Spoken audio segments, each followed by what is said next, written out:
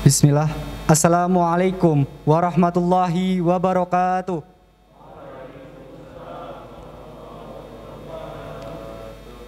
Alhamdulillahirabbil alamin wassalatu wassalamu ala asrofil anbiya'i wal mursalin wa ala alihi wa sahbihi ajma'in. Amma ba'du. Pertama-tama marilah kita panjatkan puji dan syukur kita kehadirat Allah Subhanahu wa taala yang telah memberikan rahmat, hidayah, taufik serta inayahnya sehingga kita dapat berkumpul dalam ruangan ini dalam keadaan tanpa halangan suatu apapun.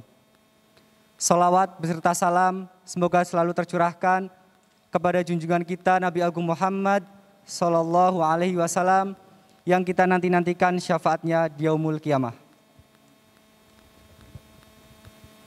Perkenankanlah saya di sini sebagai pembawa acara pelatihan perawatan jenazah pesantren mahasiswa Kiai Haji Ahmad Dahlan Universitas Ahmad Dahlan tahun akademik 2021. Berikut susunan acara perawatan jenazah pesantren mahasiswa Kiai Haji Ahmad Dahlan tahun akademik 2021 sebagai berikut. Acara yang pertama, pembukaan. Acara yang kedua, pembacaan kalam ilahi. Acara yang ketiga, inti acara sekaligus tanya jawab. Acara yang keempat, yaitu penutup. Marilah kita buka acara pada malam hari ini dengan bacaan basmalah bersama-sama. Bismillahirrahmanirrahim. Mudah-mudahan dengan bacaan basmalah tadi, acara kita pada malam hari ini dapat berjalan dengan lancar dan mendapatkan rahmat dari Allah Subhanahu wa taala. Acara yang kedua yaitu pembacaan kalam ilahi. Pembacaan kalam ilahi akan dilaksanakan oleh saudara Fajar Muharram. Kepadanya dipersilahkan. Assalamualaikum warahmatullahi wabarakatuh.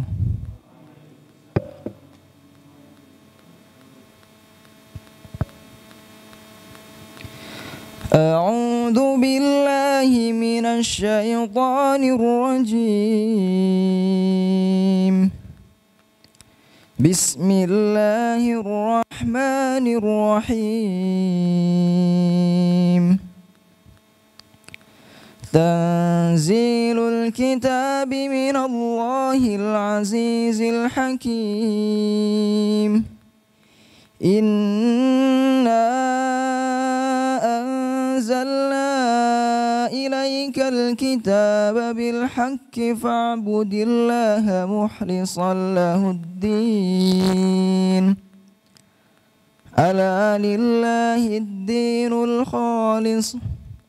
والذين اتخذوا من دونه أولياء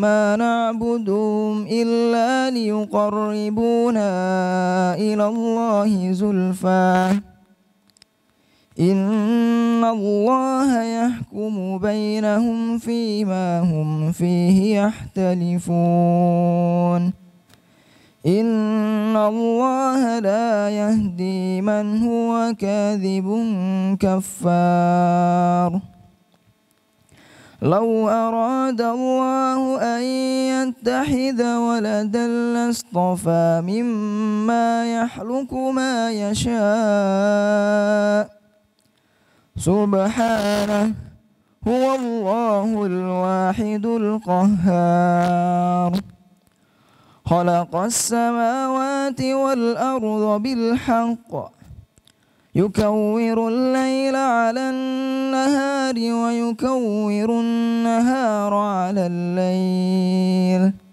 وسخر الشمس والقمر كل يجري لأجل مسمى ألا هو العزيز الغفار. Wassalamualaikum warahmatullahi wabarakatuh. Allahumma arhamna bil Quran.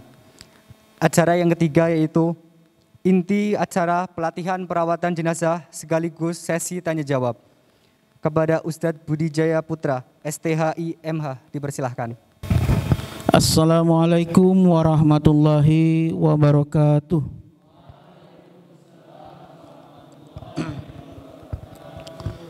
Alhamdulillahirabbil alamin. Alhamdulillahilladzi hadana li hadza wa ma kunna linahtadiya laula an hadanallah. Asyhadu an la ilaha illallah wahdahu la syarikalah wa asyhadu anna Muhammadan abduhu wa rasuluh. Allahumma salli wa sallim ala nabiyyina Muhammadin wa ala alihi wa ashabihi wa man tabi'ahum bi ihsanin ila yaumiddin. Amma ba'du. Teman-teman semuanya, ini saya panggil teman-teman ya. Saya itu paling jarang panggil mahasiswa, paling jarang panggil santri. Ya, sebagaimana Nabi selalu manggil teman-teman. Nah, itu ya.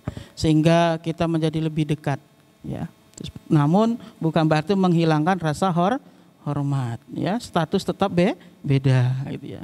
Jangan karena saya panggil teman besok nebuk dada punggung saya. Ustaz, nah, itu luar biasa sekali ya. Nah itu, karena ada orang itu yang seperti itu, ketika kita anggap dia dekat, dia menganggap dekat betulan gitu loh. Padahal inginnya biar akrab, tapi dia berlebihan. Ya, jadi kita ketika dihormati orang, misalnya dipanggil teman, kalau di Jogja dipanggil mas, itu bukan kamu lebih tua, tapi di Jogja itu seperti itu ya. Semua laki-laki dipanggil mas, semua perempuan dipanggil mbak ya. Saya pernah tanya, Ustadz kenapa manggil dia mbak padahal kan jauh di bawah Ustadz. Iya nggak apa-apa kalau kita di Jogja seperti itu. Nah itu begitu ya. Nanti jangan bilang kamu dipanggil mas, merasa lebih tua. Enggak ya, itu seperti itu. Jadi lebih baik kita menghormati orang ya. Baik, nah teman-teman semuanya ya. Maka saya itu kalau di kampus kadang orang bingung yang mana dosen, yang mana mahasiswa. Karena saya panggil teman semuanya. Tapi bagi mahasiswa yang nggak paham itu biasanya akhirnya kurang ajar, kan begitu, ya. Tapi saya yakin, ya teman-teman peserta tidak seperti itu, ya. Semakin dihormati, semakin tawadu. Nah, ciri umat Islam itu semakin dimuliakan, maka dia semakin memuliakan pula. Nah, itu begitu. Karena dalam Islam minimal hal yang sama. Lebih baik kata dalam Al-Quran lebih dari apa yang diberikan orang. Jadi kalau misalnya kita itu diberi orang sesuatu bernilai 7, yang kita lakukan minimal 7 juga untuk dia. Tapi lebih baik lebih dari itu 7. Nah itu Islam mengajarkan seperti itu. Sama halnya Allah Subhanahu Wa Taala, ketika kamu beribadah kepada Allah, yang Allah berikan kepadamu lebih daripada ibadahmu. Maka dikatakan Allah itu tidak butuh pada manusia. Sehingga dalam hadis qudsi dikatakan, apabila jin dan manusia berkumpul untuk bersekutu, ya, tidak taat kepada Allah, maka tidak akan menurunkan derajat Allah. Begitu pula manusia dan jin semuanya berkumpul untuk beribadah kepada Allah, maka tidak akan meninggikan derajat Allah. Jadi tidak menurunkan, tidak meninggikan. Kenapa? Karena Allah tidak butuh kita. Jadi kamu jangan sok-sokan. Males sholat, biar Allah itu tahu kalau aku lagi marah. Enggak, Allah enggak butuh kamu. Iya, mau kamu tahajud tiap malam, mau puasa Daud, ya Allah itu enggak butuh. Yang butuh siapa? Kita. Nah itu begitu. Jadi jangan berharap ketika kamu sholat tuh Allah wajar membalas. Tidak. Kamu enggak sholat saja Allah kasih. Nah itu begitu. Apalagi kalau kita sholat, beribadah. Maka di dalam hadis katakan apabila manusia itu hambaku mendekat dengan berjalan, maka Allah akan mendekatinya dengan berlari. Dia mendekat dengan sejengkal, Allah memberinya sehasta. Dia sehasta, Nabi Allah sedepah. Nah itu begitu. Jadi Allah selalu memberi sesuatu yang lebih dari apa yang kita berikan. Kenapa? Karena Allah tidak butuh. Nah inilah yang dikembangkan oleh Persada teman-teman kalau mau tahu rahasianya. Ya. Jadi kami selalu memberikan yang lebih dari yang teman-teman berikan. Jadi ketika teman-teman kok ada bayaran, itu sebenarnya kami nggak butuh uang itu. Tanpa uang itu pun bisa berjalan. Tetapi bagaimana teman-teman itu menghargai diri teman-teman sendiri. Karena apa yang teman berikan itu nggak cukup. Coba teman-teman bayangin itu. Dengan senilai yang teman-teman berikan itu bisa tinggal di Persada selama minimal setahun, ya kan? Bisa setahun dengan harga segitu dapat jaket, dapat ilmu, ya kan? Listrik bebas, wifi bebas, keamanan ada, air bebas, kan begitu. Coba di kos-kosan tanya sama temennya, bisa nggak seperti itu? Nggak bisa. Kalau teman-teman nggak punya uang, bisa senggol-senggol temannya. Kalau teman saya dulu ada yang sampai lulus S2, ya, itu dia merantau ke Jogja jadi takmir masjid, lalu ngambil S2 di UI, satu kelas dengan saya. Dia tahu persis karakter saya, mungkin dia tahu dari orang lain. Jadi setiap kuliah selalu mepet sama saya. Kenapa dia tahu? Kalau dekat saya makan, mesti saya ajak teman-teman. Jadi selama kuliah itu begitu. Dia tahu. Jadi kalau mau udah selesai, mau pergantian jam, ada istirahat, dia dekat saya, mesti saya ajak makan. Nah itu begitu. Ya, jadi teman-teman sebenarnya kalau kita itu melakukan sesuatu yang baik, maka kita akan dapat yang lebih. Itu ya. Nah ini ada kucing ya. Kalau kita baca itu, barang siapa yang di dekat kucing murah rezeki. Atau wah cari kucing, terus digunting ya. Ya baik.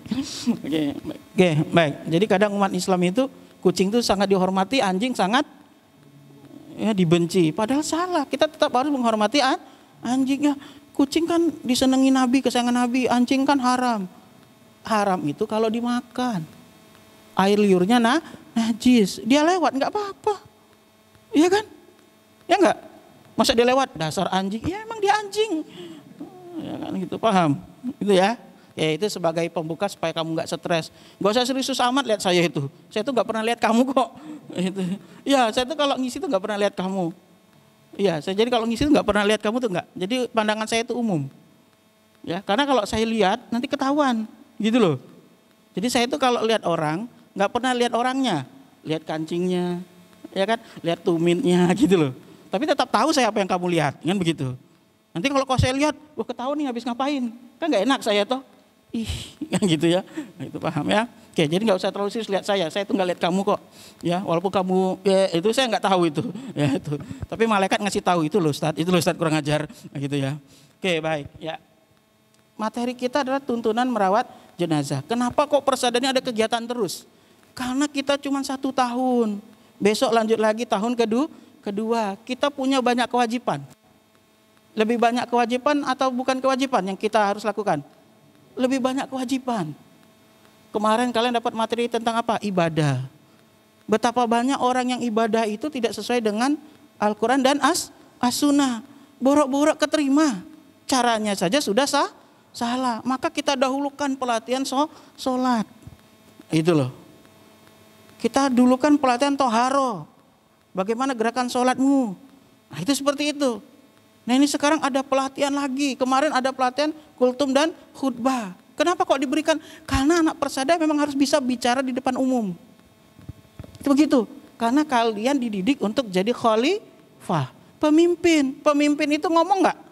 Ngomong. Jadi kalau kamu ngomong, yang nunggu tuh jengkel banget itu. Ngomong nggak, gitu. Nah kalau mau bisa seperti saya ngomong kayak gini kan harus banyak jam terbang tuh. Kalau enggak bisa. Ya kan mukanya mengerikan tapi kok lucu. Kan sulit. Ya kan? Yang ada tegang terus sampai akhir. Nah itu begitu. Kenapa? Ya karena banyaknya jam terbang. Ya seperti kapten pilot itu untuk mencapai garis 4 itu enggak mudah. Harus lewati jadi co-pilot dulu. Co-pilot tuh enggak ngapa-ngapain, cuma duduk di belakang. Nyatetin apa. Belajar dia. Kalau pilotnya butuh, kaptennya butuh apa baru. Nanti baru jadi pilot, baru jadi kapten. Nah itu begitu. Ya maka persada itu inginnya kamu tuh jadi kapten itu loh. Ya kamu pengennya dijadikan khalifah. Khalifah itu harus punya apa? Banyak keahlian. Kenapa? Karena seorang pemimpin. Pemimpin itu seperti kepala. Ya kan? Kepala itu yang tertusuk paku duri telapak kaki. Tapi yang ikut bekerja siapa? Kepala, sarafnya. Cerot. Sarafnya memberi pesan. Ke mulut, aduh. Kan begitu. Memberi pesan kepada tangan untuk turun. Memberi pesan kepada mata untuk melihat. Ya kan? Memberikan pesan kepada hati untuk baperan. Aduh. Kan begitu. Kepala. Maka kepala harus banyak pengetahuan. Sehingga yang mana tusukan yang harus bilang aduh. Mana tusukan yang tidak adu-adu. Kan begitu. Paham maksudnya? Nah, maka malam ini kalian ada kegiatan perawatan jenazah. Siapa di sini yang tidak akan mati? Ada nggak? Mati semua toh? Yo, yang akan mati angkat tangan. Nah, ini nggak mati nih. Nggak mati. Nah, turun. Nah, oleh karena itu, ya minimal kita tahu, ya kita tahu bagaimana cara merawat orang mati. Nah, ini penting, ya. Saya itu ya pelatih perawatan jenazah, tapi saya tidak diberi kesempatan oleh Allah untuk merawat jenazah keluarga saya sendiri. Ibu saya meninggal, saya di Jogja. Kemarin adik saya meninggal, saya di Jogja. Kakak saya meninggal, tapi karena ada gula darah, jadi untuk menjaga standarnya standar prokes, sehingga saya tidak ikut memandikan tapi menyaksikan. Itu begitu. Terus saya pulang ke sini, bule saya meninggal. Wah, jadi saya 1 bulan itu merasa nyesek banget. Ya, yang saya sesalkan saya tidak bisa merawatnya, memandikannya. Padahal saya pelatih perawatan jenazah. Saya memandikan orang mati, tapi keluarga saya nggak ada. Tapi nggak apa-apa, ya. Menangnya saya adalah mengajarkan. Sehingga kalau kamu mengamalkan ilmu yang saya berikan, saya sudah dapat pahala. Tidak harus memandikan. Nanti kamu memandikan orang, kamu murid saya dapat pahala. Kamu sholatkan jenazah, kamu murid saya dapat pahala. Maka enaknya jadi guru, ya kan? Oke, baik. Maka malam ini teman-teman ya diberikan pelatihan ini. Siapa tahu nanti ada keluarganya yang meninggal dunia. Teman-teman langsung turun tangan. Ada tetangga sekitar ini yang meninggal dunia. Teman-teman yang turun tangan. Pernah di daerah sini ada kejadian. Ada orang meninggal, saya sudah ngimami sholat jenazah. Saya keluar, ngobrol dengan ahli waris, ngobrol-ngobrol. Terus ada yang deketi. Ustadz, ngimami sholat jenazah. Sudah saya. Ini Ustadz itu gak ada yang mau ngimami. Kenapa? Takut. Loh, padahal orang meninggal. Kok takut? Orang meninggal bisa gerak nggak? Kamu jewer balas nggak? Nah, kenapa kok takut? Aneh nggak itu? Makanya perlu ilmu yang namanya perawatan jenazah. Saya pastikan kalau teman-teman sudah merawat jenazah, nggak akan takut lagi.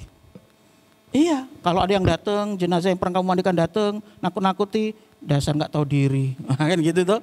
Udah dimandikan, dirawat, datang. Nah, itu begitu ya. Oke. Nah, di dalam masyarakat sering terjadi yang namanya perbedaan ya antara jenazah dan mayit, itu kadang-kadang salah sebut. Ya. Maka mayit itu apa? Mayit itu jasad mati yang belum dirawat. Maka sholatnya disebut sholat jenazah. Ya. Memandikannya namanya mandikan mayit, bukan memandikan jenazah. Kalau jenazah jasad mati yang sudah dirawat, sudah dimandikan, dikafani, maka dia disebut jenazah. Sholatnya disebut sholat jenazah. Paham ya? Nanti jangan sama lagi, anak persaudaraan nggak boleh sama. Sholat apa? Sholat mayit. Salah. Nggak boleh disolati mayit itu, yang ada jenazah. Nanti ada kucing mati, ada jenazah kucing, nggak boleh. Jenazah itu untuk manusia. Nanti lihat semangka, astagfirullah, ada bangkai semangka. Kalau semangka busuk, sayuran busuk, paham? Kalau hewan bangkai, jangan salah sebut. Ada bangkai manusia. Nggak ada, yang manusia disebut mayat. Ya, kadang disebut mayit. Itu orang Indonesia ya. Itu sudah. Oke, baik. Next. Nah, ini tanda-tanda kematian. Tanda-tanda kematian ini tidak ada dalilnya, teman-teman. Ini kebiasaan kita jumpai di masyarakat. Ya, nanti contohnya misalnya sering menyebut nama orang yang sudah meninggal. Jadi biasanya ini kita jumpai pada orang yang sakit, ya. Orang sakit itu biasa suka menyebut nama orang yang sudah meninggal. Kalau dia kondisi sakit, nah biasanya tandanya begitu. Tapi kalau kamu dalam kondisi sehat menyebut nama orang sakit nggak apa-apa. Misalnya kamu nyebut Rasulullah, Ya Rasul kan sudah meninggal. Jangan kamu salah paham. Kok dia nyebut Rasul terus? Rasul kan udah meninggal, tanda-tanda. Enggak begitu. Ini untuk orang yang sakit, ya. Kemudian daun telinga layu. Yang mana daun telinga yang layu itu? Bukan yang bawah, kalau yang bawah layu terus. Yang ini. Nah, ini dia layu. Ini kan tulang muda ya. Kalau teman-teman pegang kan agak kaku ya. Itu kalau orang sakit sebelum meninggal biasanya kita pengalaman lihat ininya lembek. Jangan pegang ininya. Misalnya nenekmu sakit, kamu pegang sininya. Oh, tanda. Padahal ini memang sudah lembek. Paham? Ya, nah itu. Kemudian pupil mata, ada bintik-bintik keringat kental di kaki, di telapak kaki itu keringat tapi seperti ada minyak-minyaknya. Tapi kalau dia baru pakai autan jangan. Baru pakai autan kamu pegang. Nah, itu padahal dia baru pakai autan ya. Oke, jadi dia dalam kondisi tidak pakai hand body lotion, tidak pakai autan dan tidak pakai minyak, ternyata keringatnya kan kental. Nah, itu berarti tandanya. Kemudian pupil mata tidak memberi respon jika dirangsang. Ini biasanya kalau orang koma ya, kemudian deteksinya sudah tingit. Nah, itu dilihat pupil matanya atau dia dilihat hidungnya sudah enggak ada nafasnya lagi ya, terus disenterin ya, biasa enggak beri respon. Kemudian ngorok sembari mengeluarkan buih. Nah, ini pengalaman. Saya ini lihat dari tetangga saya semua ya. Tetangga saya itu jam 9 malam itu ngorok di ruang tamu nonton TV sama keluarganya. Oleh anaknya ditinggal, bapak tidur. Nah, akhirnya besok subuh dibangunin untuk sholat subuh. Ternyata sudah dingin, dipegang hidungnya kok nggak ada napas yang keluar. Lalu dipanggil dokter. Dokter ditanya, dok kira-kira bapak ini meninggal jam berapa? Ini kalau prediksi saya jam 9 malam tadi. Loh, itu pas bapak ngorok dok, keras banget. Ya itu tandanya. Jadi ngoroknya kenceng banget. Ya seperti kalau kaleng sarden dibolongi, kamu kasih kawat, kamu tarik. Gitu ya. Jangan cuy, bukan ya. Krok aja. Nah, itu terus ada buihnya. Ya. Nah, kemudian jika kamu lihat temanmu ngorok, bukan serta-merta tanda. Kan ada orang tidurnya ngorok. Dan jangan direkam juga. Ya, besok disiarkan, jangan ya. Itu. Oke, kemudian jika tidak ada petugas medis, periksa denyut nadi, ini biasa ya, pegangan tangan, leher dan jantung. Kemudian ada bintik merah di belakang. Bintik merah ini bukan jerawat. Jadi bintik merah itu nggak jelas, keluar aja dia dengan sendirinya, nggak ada tandanya. Nggak usah dicek temannya ngobrol kok suruh ngecek. Coba cek saya, oh kamu udah ngomong kok. Oke, next ya, itu tanda-tanda ya. Nanti kalau teman-teman ada lagi tanda itu ketika ada orang sakit, ya mohon maaf, telapak kaki itu dipencet. Dia sakit dipencet telapak kakinya. Cet, kalau kamu lepas kok dia nggak segera kembali, ya kan coba dipencet telapak kakimu itu. Nah dipencet, nah kembali nggak? Kembali toh, panjang umur gitu. Tapi kalau dipencet kok nggak kembali, biasanya sudah nggak lama. Biasanya hitungannya hari, ya. Nah, kita sudah pernah praktek itu. Kita pencet, kita bilang sama keluarganya, jangan pulang dulu, ditunggu saja ibunya. Dia nekat, mau pulang ini ada urusan ini, ibu sehat kok segala macam. Ya sudah, dia baru di tengah jalan, ibunya meninggal. Nah, jadi kami itu biasanya kalau jenguk orang sakit pura-pura mijit, gitu, pencet, oh aman, gitu. Gitu ya. Oke, tapi jangan lama-lama lihatnya dia curiga. Ada apa Ustadz kok lama banget, gitu, jangan, pencet aja. Persiapan jenazah. Nah, sebenarnya ini bukan persiapan jenazah ya, tapi nggak apa-apa. Bila seorang dari kamu sakit, maka hendaklah sabar dan berdoa. Jadi teman-teman kalau sakit itu harus bersabar, ya, dan berdoa. Jangan minta malah ya Allah cabutlah nyawaku cepet. Jangan. Saya sering dapati orang seperti itu. Kalau sudah nggak kuat minta mati. Jangan. Bahkan di luar negeri itu ya sudah ada undang-undang yang membolehkan di luar negeri ya, di Indonesia sempat ya pernah dibahas oleh Majelis Tarjih, anestesia itu jadi orang disuntik mati. Jadi di luar negeri sudah ada orang-orang tua yang sudah tidak punya keluarga sama sekali, ya kan, dia sudah merasa sudahlah, sudah puas saya di dunia, akhirnya ke rumah sakit minta disuntik mati. Di luar negeri ada yang membolehkan. Nah, di Majelis Tarjih tidak diperbolehkan. Ya sudah dibahas juga di Majelis Tarjih. Karena mulai masuk ke Indonesia boleh tidak orang minta disuntik mati. Contohnya para gelandangan nggak punya keluarga, daripada dia matinya nggak jelas, ya kan? datang ke rumah sakit minta suntik mati. Muhammadiyah tidak membolehkan. Ya, itu karena hak kematian itu adalah hak prerogatif Allah. Oke. Baik. Nah ini. Kemudian hendaklah menjenguk. Nah, ini hadisnya jelas ya, nanti kamu belajar. Hakul muslim alal muslim khamsun, ada yang situn ya. Nah, salah satunya adalah menjenguk orang yang sakit. Nah, berapa hari kewajiban kita menjenguk orang sakit itu? Setelah 3 hari. Nah, di dalam kitab Al-Autar disebutkan 3 hari. Ya, kenapa kok 3 hari? Nah, bisa jadi sakitnya ringan. Tapi kalau kamu sudah tahu sakitnya itu ternyata sakit berat, segera. Ya, jangan nunda. Misalnya sudah tahu dia kena serangan jantung, ya, keluargamu lagi udah jenguk segera, jangan nanti. 3 hari. Ternyata sorenya meninggal, nyesel kamu nanti.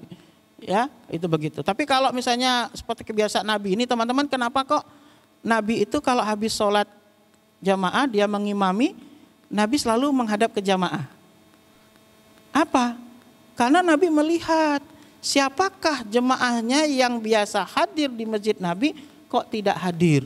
Maka Nabi habis sholat itu menghadap jamaah. Nengok dulu, baru nunduk, gitu. Nah itu kenapa? Nabi memastikan siapa nih jemaah saya kok nggak hadir. Nah itu begitu. Kalau sudah 3 hari kok dilihatnya kok sudah 3 kali. Saya lihat tengok belakang nggak ada orang 3 hari. Nabi tanya, kemana si fulan kok nggak ada? Ditanyakan sakit, Nabi jenguk. Kemana si fulan kok nggak kelihatan 3 hari? Sudah meninggal ya Rasulullah. Nabi marah, kenapa baru dikasih tahu? Nah itu begitu. Ya ada yang sudah 1 bulan baru diberi tahu. Jadi itu manfaatnya kalau teman-teman jadi imam, sholat menghadap ke jamaah. Lihat ya, lihat siapa yang hadir, siapa yang belum. Nah, itu kan ketahuan ya. Oke, baik. Kemudian, dan bila ia hampir sampai kepada ajalnya, maka hendaklah ia berprasangka baik. Jadi orang mau meninggal itu sebenarnya sudah ngerasa kok.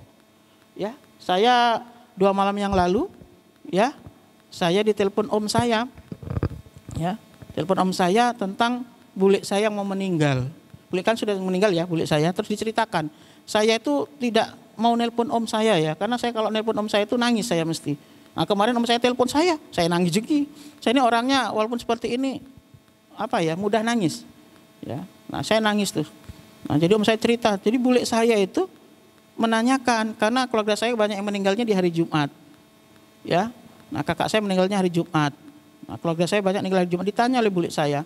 Ya, hari Sabtu dia nanya sama om saya, kalau orang meninggal hari Jumat tuh kenapa ya? Katanya kok bagus. Bagus kata om saya. Ya kan?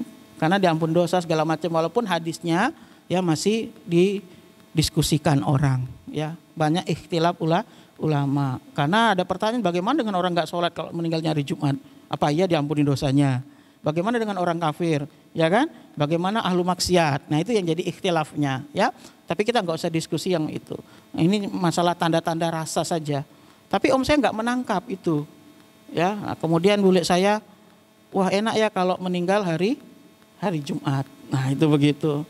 Terus nanya lagi, orang itu kenapa ya? Orang itu kok ada yasinannya 3 hari, digabung 7 hari. Nah itu begitu. Oh itu ini aja karena nggak sempet dan lain-lain. Saya nggak mau, saya harus dipisah 3 dan 7. Jadi bule saya itu NU. Ya, tapi kami biasa saja. Keluarga kami ada yang NU, ada yang Muhammadiyah, biasa aja, nggak pernah ribut. Tapi kalau puasa ikut Muhammadiyah bule saya. Kalau lebaran ikut Muhammadiyah. Pernah ada kejadian lucu itu. Ya kan beda nih antara Muhammadiyah dengan pemerintah ya toh.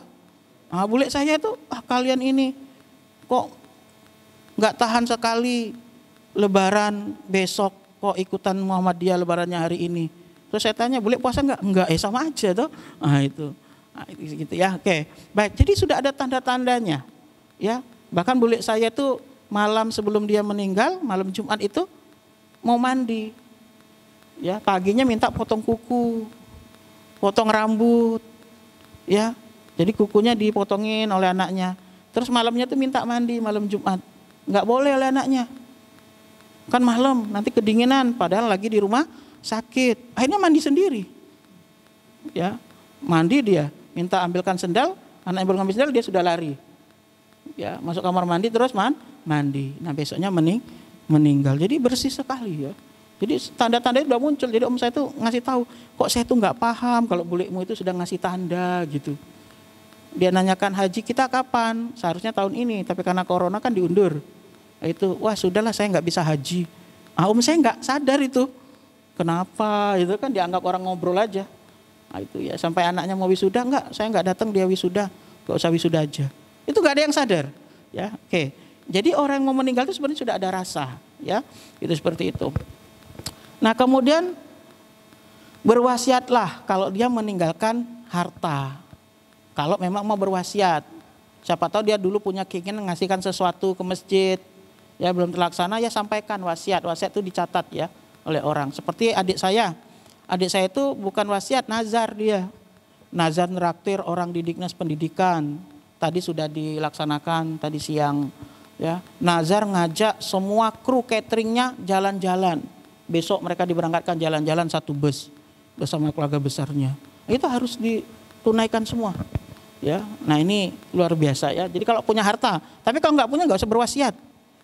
Tolong Islamic Center nanti dibagikan punya siapa gitu loh. Ya. Oke.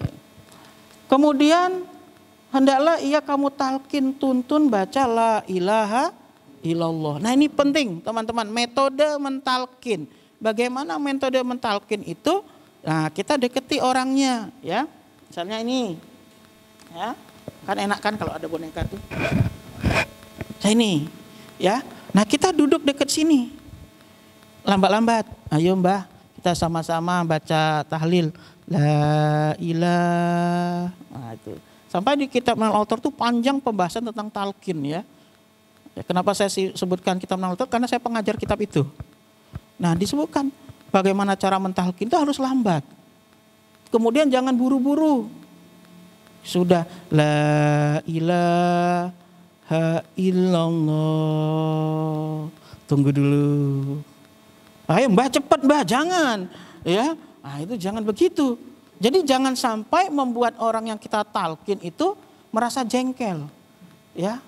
Nah itu. Jangan masa sih Bang gitu aja nggak bisa. Mau mati loh, jangan.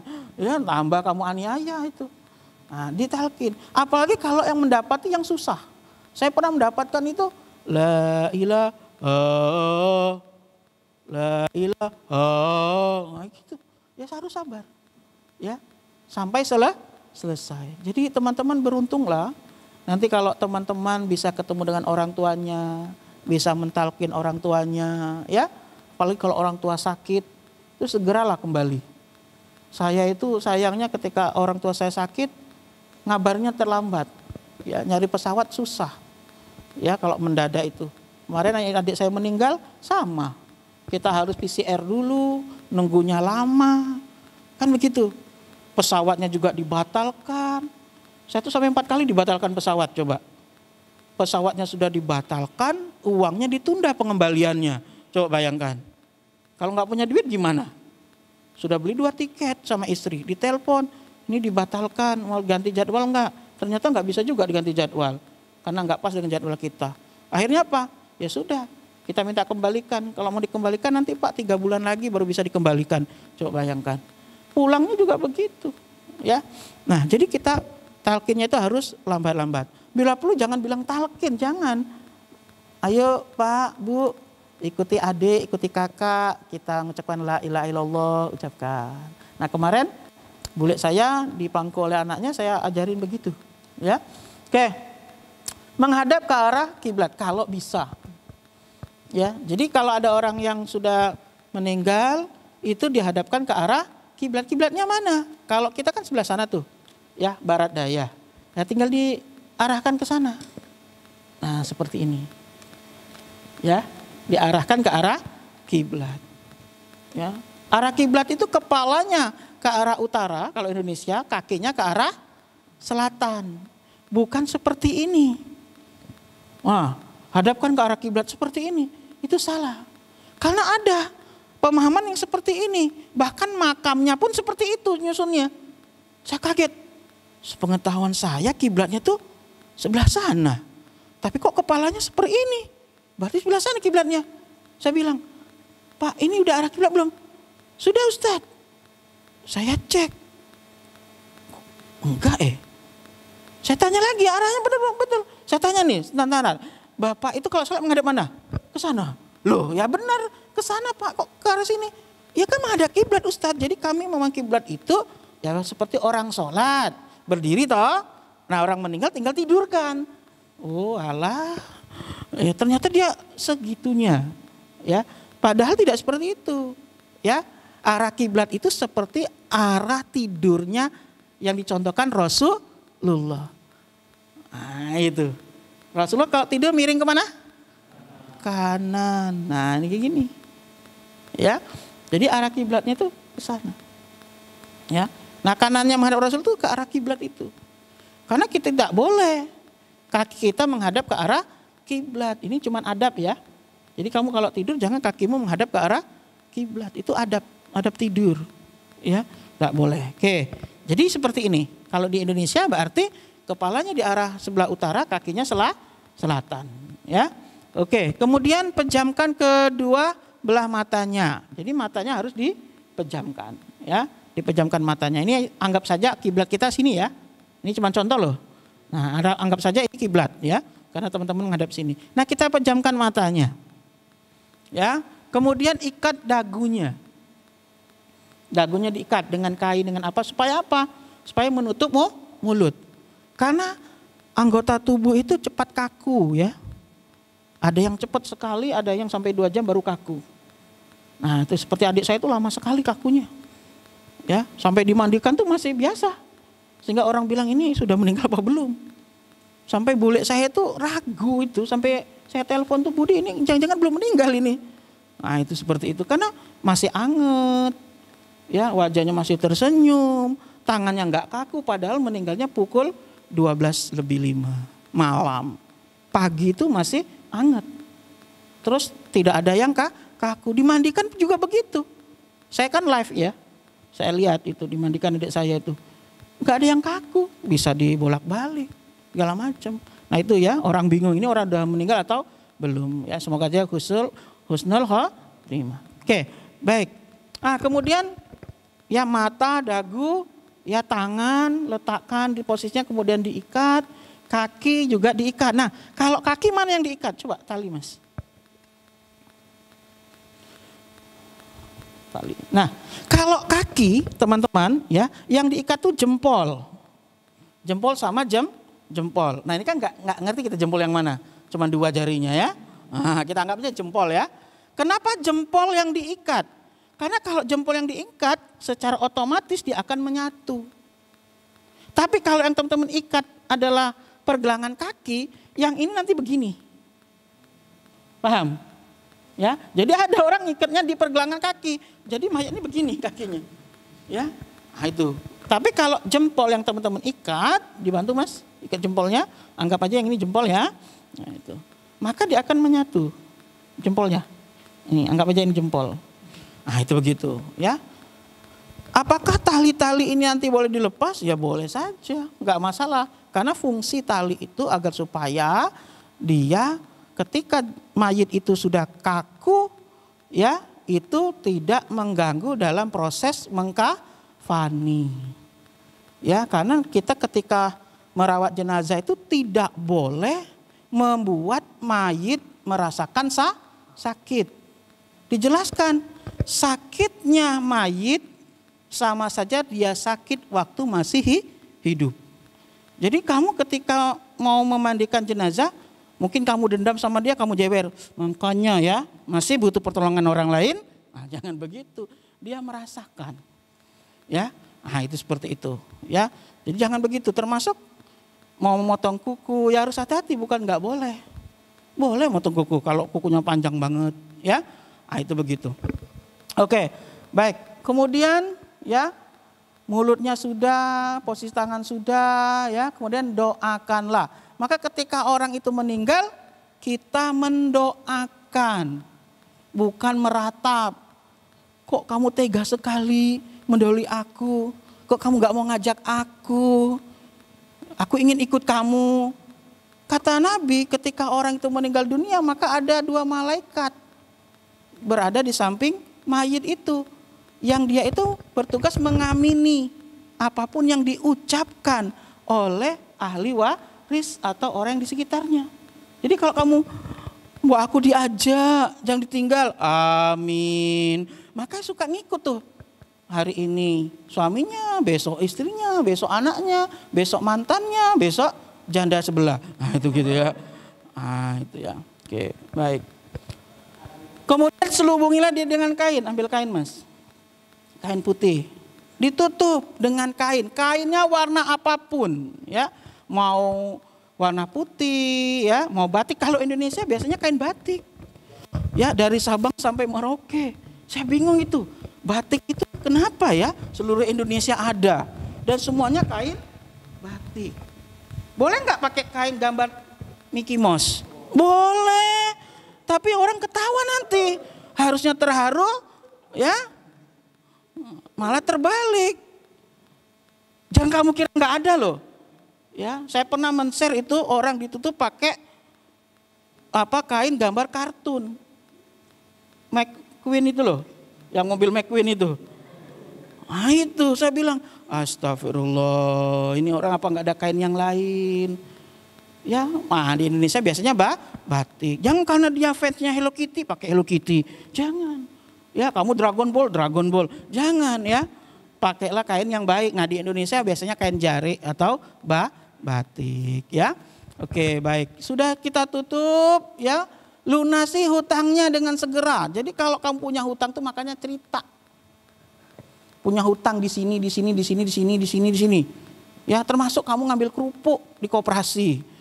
Ngambil Coca-Cola 1 misalnya kan. Cerita, ya. Maka hutang ini berat bagi si mayit.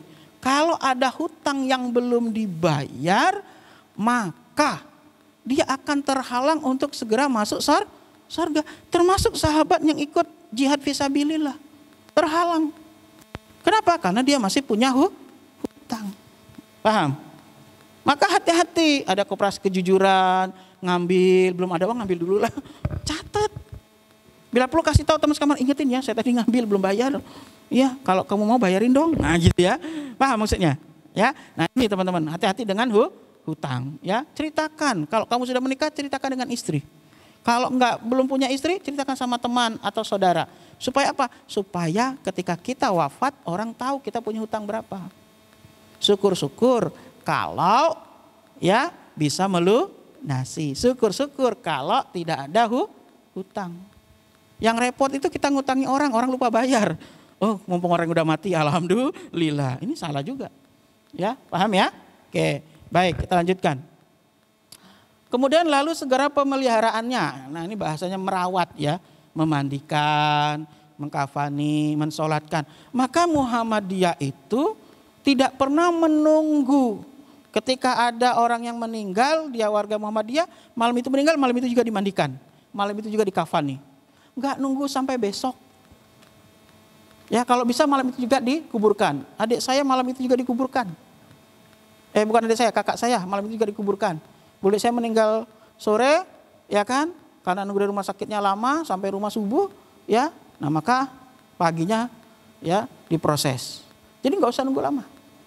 Kenapa? Supaya kalau segera dirawat, dimandikan, dikafani, orang takziah bisa segera menyolatkan. Nggak usah nunggu rame-rame, udah nunggu nanti jam 10 dimandikan. Kadang itu apa? Nunggu anaknya yang di Papua. Ya kan, nunggu anaknya Kaliurang itu. Nah itu, saya pernah itu sampai merasa gimana ya, kayak dipermainkan. Dah diumumkan jam 10, dah kita datang jam 10. Terus udah jam 11 nih, udah mau zuhur, gimana ini? Terus dia ngomong, maaf Ustadz, ini nunggu anaknya. Yang di mana? Yang di Kalimantan. Lalu sekarang dalam perjalanan. Terus kapan? Habis zuhur Ustadz ya, sekitar jam 2. Ya udah jam 2. Dah jam 2 datang lagi kita. Asar nih. Kok belum datang juga? Gimana kita sholat asar udah. Ternyata jam 4. Belum datang juga jam 4 sudah saya bilang makamkan. Udah berangkat, masukkan ke ambulan. Ambulan udah bunyi, udah jalan baru berapa meter, anaknya datang baru. Stop lagi. Nungguin apa? Anaknya nangis. Minta bukakan keranda. Ngerepoti. Ya, keluarga saya meninggal, nggak usah nunggu saya. Silakan. Begitu. Kenapa? Kalau dia orang baik, dia akan segera merasakan nikmatnya. Kalau dia orang yang tidak baik, dia akan semakin menderita karena akan selalu ditampakkan dia ada di mana itu. Paham maksudnya? Ya, nggak boleh ditunda. Ya, nggak usah tunggu. Aku ingin melihat wajah ibuku yang terakhir kali. Selama ini kamu kemana? Punya handphone nggak pernah nelpon. Kalau nelpon cuma minta kiriman. Nelpon juga cuma sebentar. Dan meninggal mau minta tunggu. Halo, kamu sehat? Paham maksud saya? Jadi kalau kamu sekarang ada seperti sekarang ini, orang tuamu masih ada, teleponlah. Ya, misalnya seminggu sekali, siapkan. Kita kan pakai wifi. Kamu gak akan kena data toh, video call, telepon. Kalau malam minggu itu adalah malam bahagia bagi kamu, teleponlah orang tuamu malam minggu. Sehingga tidak ada wanita lain yang menelpon kamu. Jadi kalau ditanya, kok kamu sulit sekali mas saya hubungi, saya lagi sibuk dengan wanita yang aku cintai. Sehingga dia minggir. Paham maksud saya? Siapa sih wanita yang kamu cintai kecuali ibumu? Ya kan? Kalau perempuan di luar sana itu, dia gak melahirkan kamu. Dia cuma nikmati kamu ketika dewasa. Masa kamu tega ngabisin pulsa nelponi anak orang? Tahu-tahu datang cuma jadi undangan. Paham? Hah? Halo? Yang bernyawa. Sadar. Ya? Dah, kita lanjutkan. Ini kita ngomongin tentang yang serem-serem tapi kok kemana-mana ya. Oke. Baik, kabarkanlah kepada kaum kerabat. Kasih kabar. Ya, kalau di Jawa ini enak. Ada surat disebar ke masjid-masjid, diumumkan. Jadi orang tahu. Jadi ramai yang hadir. Oke, ini doa kalau menghadapi kematian ya. Allahumma fir li, sebutkan namanya, warfa darajatahu dan seterusnya. Tapi ini tidak wajib ya. Nanti sebutkan saja namanya siapa ya. Oke, baik. Teman-teman ya, biar menyikat waktu, saya sudah menyiapkan potongan-potongan video ya, potongan-potongan video supaya kita cepat ya. Cuman secara sekilas saya akan menunjukkan apa saja yang harus dipersiapkan ketika memandikan mayit ya. Oke, yang pertama ya, selain tempat ya, nanti juga ada di video ya.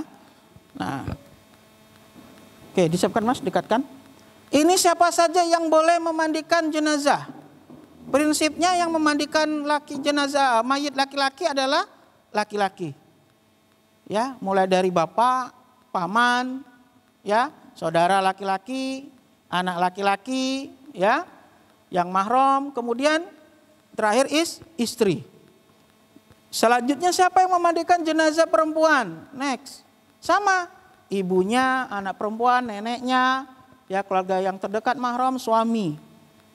Ketika yang meninggal adalah anak-anak yang belum balik, maka siapapun boleh memandikannya. Sehingga sampai akhir hidupmu aurat itu harus dijaga. Nah, teman-teman, di situ nggak ada yang namanya pacar. Halo? Nggak ada namanya pacar. Mantan pacar pun nggak ada. Jadi nanti jangan gila. Ketika pacarmu meninggal, kamu mau ikut memandikan. Hei, nggak ada. Bangun. Ya, aku mau ikut mandikan, kenapa? Aku mantannya. Uang yang dia suami saja belum tentu bisa masuk kok. Mendahulukan yang lain dulu. Itu paham ya? Oke, next. Nah, ini cara mandikan. Nah, nanti ada videonya. Apa saja yang harus dipersiapkan? Ya. Nah, teman-teman, yang harus kita persiapkan, ya, yang pertama itu adalah air. Ya, airnya tuh ada 3, nanti ada videonya. Ya, maka siapkanlah 3 ember. Enggak usah yang gede-gede. Saya pernah di suatu daerah itu pakai drum, tahu drum minyak itu. Diisi penuh.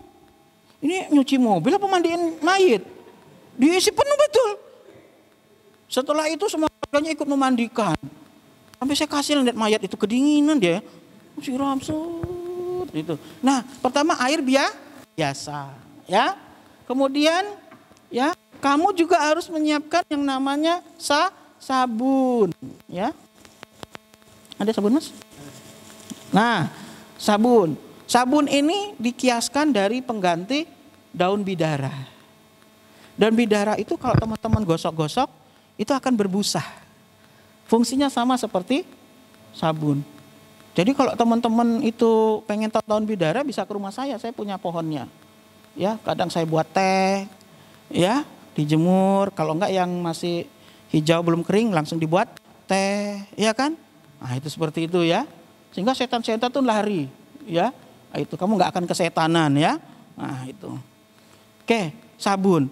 Bisa sabun yang seperti ini atau yang paling mudah sabun cair, tinggal tuang, ya. Nah sabunnya digosok-gosok ya untuk di ember yang kedua. Nah teman-teman kemudian yang ketiga adalah air yang bercampur dengan kapur barus. Nggak usah banyak-banyak, segini aja udah cukup. Tapi kapur barus harus dihancurkan. Ya karena kalau seperti ini dia tidak akan larut. Ya paham ya. Nah kemudian untuk memandikan kita boleh menyiapkan sampo untuk rambutnya. Ya oke. Ini untuk memandikan. Kemudian teman-teman kita ya dianjurkan ya walaupun tidak ada hadisnya pakai sarung tangan, dianjurkan. Kami selalu menganjurkan pakai sarung tangan. Kenapa? Ketika kita memandikan mayit menggunakan sarung tangan itu lebih bebas gerakannya. Kenapa? Ketika kita mengistinjakan, mengeluarkan kotoran-kotoran, ketika ada kotoran kadang keras ya, susah keluar kan kita harus menarik. Nah kalau kita pakai sarung tangan enak nariknya, seret, gitu. Itu begitu. Iya. Memandikan mayit itu harus tegel. Iya, kadang lihat ada cacing, ada apa, nggak boleh disebutkan. Iya kan? Maka kita juga dianjurkan pakai masker. Nggak disiapkan, saya udah punya sendiri. Ya, kita pakai masker. Supaya apa? Salah satu yang harus dijaga oleh yang memandikan mayit itu adalah perasaan ahli waris. Dan menjaga kehormatan mayit. Sehingga kan kadang ada yang baunya luar biasa ya.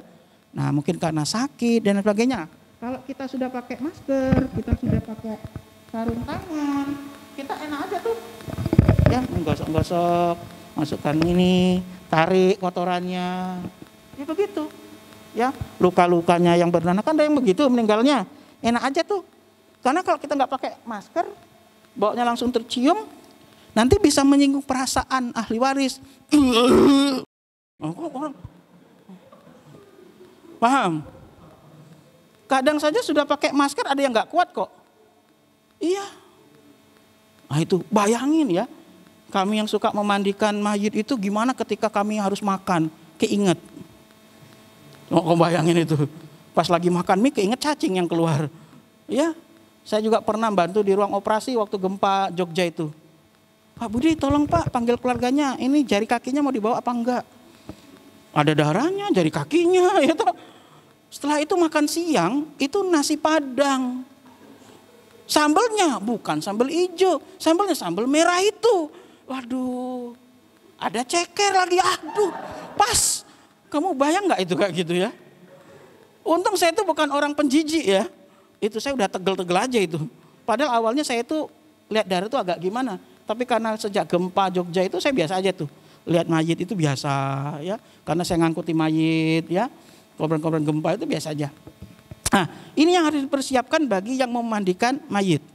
Airnya 3 jenis saja, nggak usah banyak-banyak. Dan hanya 3. Karena saya pernah memandikan mayit itu tambahan 1 airnya, air kunyit. Pernah nggak kamu dengar?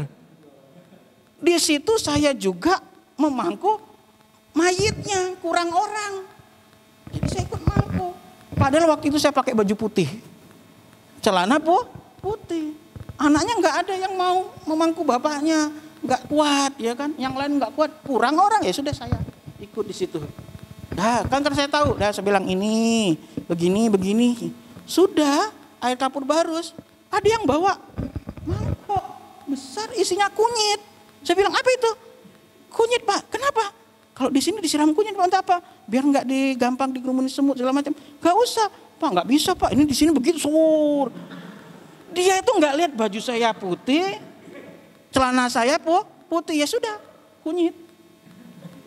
Jadi selesai memandikan itu dilihat orang, kenapa Ustaz kok kuning-kuning? Nah ini penting ya. Cuman 3 itu saja. Ya itu jelas dalilnya. Ya kalau kunyitnya nggak ada. Ya, nah itu bahan ya. Oke, baik. Kita lihat video ya. Video saja, nanti kita banyak diskusi. Silakan ditampilkan video memandikan mayit. Nah, yang itu. Kita lihat, perhatikan semua ke sana. Nanti kita diskusi, lihat bonekanya bisa.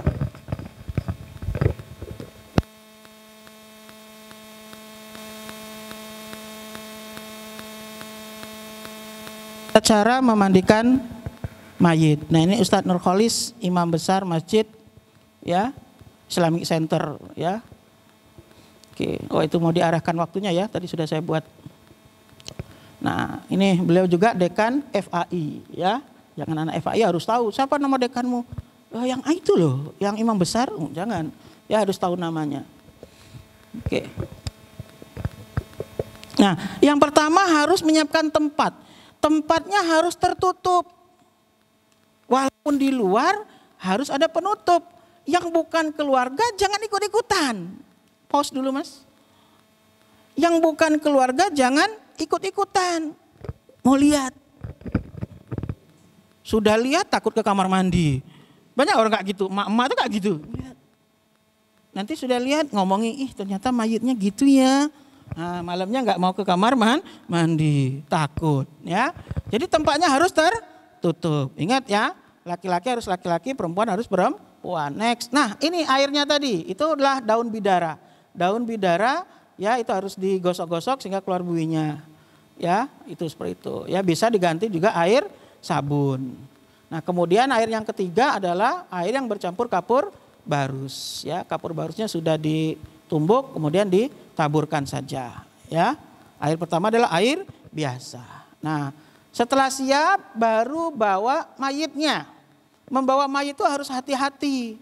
Ya, nah itu. Kemudian kok di situ Ustadz ada gedebong pisang. Gedebong pisang itu bukan syarat, cuman alat agar supaya ada jarak antara tempat meletakkan jenazah dengan tubuh jenazah. Sehingga ketika ada kotoran, ya itu gampang dibersihkan. Kemudian bukalah penutup si mayit. Pause dulu Mas. Nah teman-teman ketika dia masih pakai baju, mayit itu kan sudah kaku. Buka bajunya nggak usah seperti manusia biasa, normal. Tapi digunting saja. Oh sayang, nggak usah sayang-sayang. Waktu hidup kamu sayang. Ya, dibuka, digunting ya. Nah kita biasa gunting. Terus dilepas ya. Oke. Nah kemudian aurat tetap harus tertutup. Kalau laki-laki pusar sampai ke bawah. Kalau perempuan semuanya ketutup. Ya, oke. Nah kemudian dimiringkan sedikit. Pause. Nah ini fungsinya apa? Ini contohnya mayit ini nih. Ya, kita miringkan 45 derajat. Fungsinya apa? Mendorong kotoran yang ada di dalam perut. Kalau dia bentuk cairan, dia gampang keluarnya. Tapi kalau dia bentuk tinja, kalau dia agak keras, boleh ditekan. Tapi tekannya lembut. Ya, jangan ya. Tekannya lembut saja. Nah, sehingga dia akan keluar. Nah, fungsi tangan kita pakai sarung tangan tadi di sana. Terkadang ada kotoran itu yang susah. Perlu kita cutik. Perlu kita tarik. Dan nggak perlu kita istinja itu begini, nggak perlu. Ya, mana? Nggak perlu. Cukup kamu masukkan tanganmu, kamu pegang sekitar duburnya, tarik kalau ada benda yang masih terasa di sana. Termasuk mengistinjakan begitu, harus digosok juga duburnya itu. Tapi nggak perlu dilihat, maaf ya, nggak perlu. Jadi masuk aja. Nah ini fungsinya, sehingga kamu nggak akan kebayang-bayang tanganku, nah itu ya. Oke, next. Lihat lagi videonya. Nah sambil ada yang menyirami, ya. Maka memandikan mayat itu jangan satu orang, minimal 3. Ya, ada yang menggosok, ada yang memegang mayit, ada yang menyiram. Ya, nah itu kalau ini 4 boleh, minimal 3. Next. Nah kemudian setelah kita istinjakan, kemudian mewudukan mayit. Caranya adalah mulai dari anggota wudu dari sebelah kanan. Ya, tadi dari sebelah kanan. Mana yang sini? Ya, sebelah kanan. Dari kepala, tangan, dari kiri sampai ke kaki. Itu contohnya, ya. Kemudian setelah diwudukan, mayit disiram sambil digosok-gosok menggunakan air biasa. Nah, digosok-gosok, ya. Makanya penting minimal 3 orang. Ya. Pak, boleh enggak Pak Ustadz kalau kita pakai selang? Boleh. Ya, yang enggak boleh itu pakai hidran. Nah, paham? Ya, pakai selang boleh karena di rumah sakit pakai selang lebih hemat air, lebih merata, ya. Maka saya kalau tetangga saya ada yang meninggal, saya suruh mandikan di rumah sakit aja di PKU. Sehingga terjamin tidak dilihat orang lain, aibnya tertutupi, ya kan? Sesuai dengan sunnah. Ya, ahli waris nggak repot. Datang sudah bentuk dikafani. Ahli waris mau ikut memandikan, boleh. Nah, gitu ya. Oke, next. Nah, sambil dimiringkan ke kanan, ke kiri, digosok-gosok, ya. Itu seperti itu. Ya. Oke. Disiram dengan air bercampur daun bidara, setelah dengan air biasa tadi, ya, sambil gosok-gosok juga, ya, atau air sabun. Nah, yang terakhir dengan air yang bercampur dengan kapur barus. Cuma gitu doang. Mudah nggak memandikan itu? Mudah sekali, ya. Dah, stop. Jadi itu memandikan mayit. Jadi memandikan mayit itu nggak usah bingung, ya. Pak kaumnya belum datang. Pernah tuh di Gunung Kidul kayak gitu. Yuk dimandikan. Ini Ustadz, Pak kaumnya belum datang. Pak kaumnya lagi di Jogja, lagi kerja. Sudah ditelepon dalam perjalanan. Tidak nunggu Pak kaum toh. Emang harus Pak kaum apa? Nanti kalau ada yang meninggal, temanmu, orang bingung cari siapa yang mandikan, kamu yang harus tampil. Makanya kita kasih materinya di awal. Siap memandikan. Cuma kita nggak berani sombong aja, menerima jasa memandikan, kita enggak, ya. Tapi anak persada dipastikan di awal masuk persada sudah paham untuk perawatan mayit dan jenazah.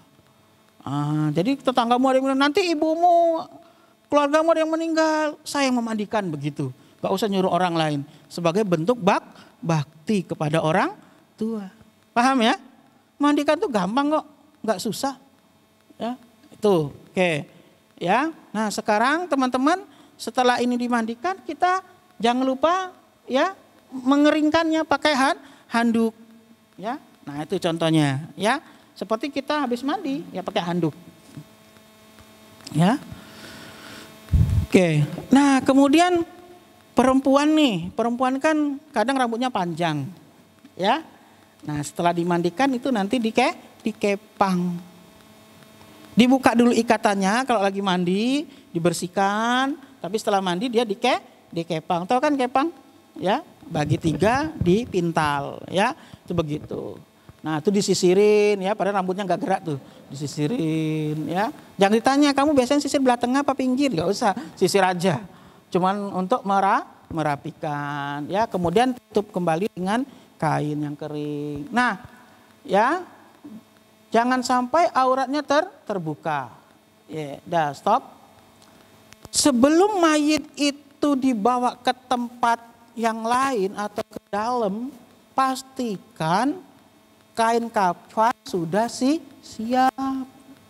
Karena pernah terjadi sudah dimandikan, kain kafan belum datang. Mau ditunggu taruh tempat memandikan kasihan, akhirnya taruh dalam, kapan datang geserlah lagi. Nah, bagaimana cara mengukur kain kafan ya? Bagaimana mengukur kain kafan itu? Yang paling gampang ukur saja dulu dari kepala sampai telapak kaki. Kemudian lebihkan ya, yang paling aman lebihkan 25 sampai 50 cm. Atau paling gampang lebihkan 1 meter dari hasil ukuranmu itu. Ya, jangan pas, nanti terjadi fitnah. Kamu ukur pas kapan nih? Lu kok kurang? Jangan-jangan seperti di majalah tentang orang azab itu. Iya kan? Majalah Hidayah suka ngambil tanah orang. Zolim. Padahal yang ngukur yang salah. Dia ngepasin aja tuh.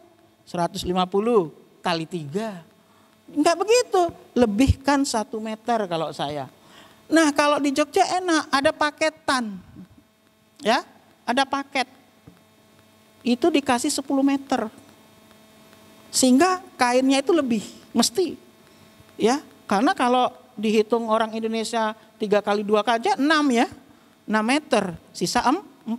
Bisa untuk tali. Maka talinya itu. Ini ya, talinya ini diambil dari kain beli itu. Jadi di Jogja tuh enak, saya yakin tempat teman-teman juga sudah ada itu. Udah satu paket, ada parfumnya, minyak wanginya, kapasnya, ya, kapur barusnya, udah lengkap, ya. Nah itu. Nah jadi ukur dari kepala sampai kaki lebihkan 1 meter. Nah itu begitu, ya. Nah, ini untuk mengkafani, cara membeli kain kafan. Ya, next sekarang video cara mengkafani, silakan disaksikan semuanya.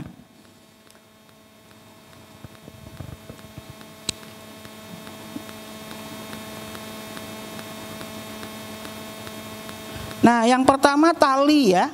Kita juga harus menyiapkan tempat ya. Tempat mengkafani juga jangan orang bebas melihat. Makanya kalau yang bukan keluarga nggak usah coba-coba lihat orang mengkafani. Ya, siapkan tempat yang baik. Ya. Dah. Nah, tempat ini tidak harus dilihat orang, sebaiknya tertutup. Kemudian siapkan tali. Ya. Tali. Berapa talinya? Bisa 7, bisa 5, bisa 3. Nggak ada aturannya. Ada di tempat cuma 3, atas, bawah, tengah, kayak lemper. Iya kan? Ada yang 5. Di Indonesia biasa tuh 7, nggak apa-apa. Yang nggak boleh itu kalau nggak ditali. Nah, kan begitu, paham ya? Nah, tali ini diambil dari kain kafan itu sendiri. Ya, itu oke tali. Nah kemudian kalau laki-laki 3 helai. Nah itu 3 helai. Ya. Bagaimana ya, ditumpuk aja 3. Kalau kainnya kurang Ustadz, diakali separuh-separuh ya, nanti baru yang satunya terakhir taruh di tengah. Nah itu, ada yang model disilang ya. Nah, ada yang disilang. Terus yang satu taruh tengah ya. Nanti kita praktekkan ya. Nah, ini 3. Kalau perempuan ya. Ini masih yang laki-laki ya, itu baru 2 helai ya. Nah, ini yang ketiga.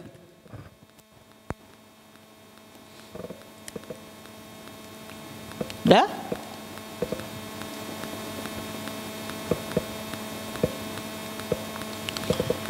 Nah, sedangkan kalau perempuan jumlah kainnya 5. 2 helai di bawah kain penutup, 1 helai kain basahan, ya. Next, Mas. Nah, ini kain basahan, kain yang ketiga. Ya, 2 helai di bawah penutup kain basahan, kain ya yang berupa baju. Ya, baju kurung. Nanti kita cara buatnya kita ajari. Dan jilbabnya. Nah, ini perempuan, 2 helai kain penutup, 1 kain sarung bawahan, yang kemudian yang keempat adalah baju kurung, dan yang kelima adalah jilbabnya atau kerudung. Maka saya sering bilang sama perempuan, sampai kamu meninggal dunia, kamu tuh tetap nutup aurat, tetap pakai kerudung. Apa perlu kamu mati dulu baru pakai kerudung? Nah, itu paham maksudnya? Jangan sampai sudah meninggal baru merasakan tutup aurat. Ya, kamu ingatkanlah saudara-saudaramu ya. Tapi kalau dengan saudara itu harus lebih lembut mengingatkannya. Ya, jangan kamu lebih keras dengan keluargamu. Jadi dengan keluarga itu dakwanya harus lebih lembut. Jangan dibalik. Dengan orang lembut banget dakwanya tuh. Ya sudah Mbak, kalau kamu belum mampu pakai jilbab ya nggak apa-apa. Tapi dengan ibu, Bu, pakai Bu, neraka. Jangan. Oh, yang melahirkan kamu kok kamu bilang neraka. Langsung dia berdoa jadi batu kamu. Paham? Kalau saya kalau dengan keluarga itu ya saya lebih lembut daripada dengan orang lain. Betul. Keluarga saya punya keponakan dulu. Saya tanya, Mbak, kapan mau pakai jilbab? Nanti Pak Lek nunggu SMA. Kayak gitu. Oh ya sudah. Waktu itu SMP. Tapi dia sudah balik, udah wajib tutup aurat. Tapi saya tinggal diam. Saya kirimi dia baju busana muslimah. Saya kirimi dia buku-buku tentang hijab. Saya kirimi dia buku-buku novel tentang hidayah. Tapi bukan majalah hidayah ya, buku-buku novel. Sehingga dia lama-lama tertarik. Belum masuk SMA sudah pakai hijab. Jangan dibalik dengan keluarga sendiri marah-marah, Dek, pakai Dek jilbab Dek. Malu kakak Dek, kakak ini anak persada. Jangan. Dengan keluarga itu harus lebih lembut. Saya kalau ada keluarga saya yang belum, saya nggak pernah marah-marah. Dengan orang saja saya tidak marah, apalagi dengan keluarga sendiri. Paham maksudnya? Anak persada harus begitu. Kamu nanti kalau pas libur semester pulang, tunjukkan kalau kamu itu anak persada. Mulai masuk rumah senyum, assalamualaikum bapak ibu, nggak usah diganti umi abi. Oh manggilnya bapak ibu kok, pulang-pulang umi, nggak ada yang nyaut. Assalamualaikum abi, nggak ada yang jawab. Ketika manggil pak bu, ya, nah, berarti kamu yang salah, paham?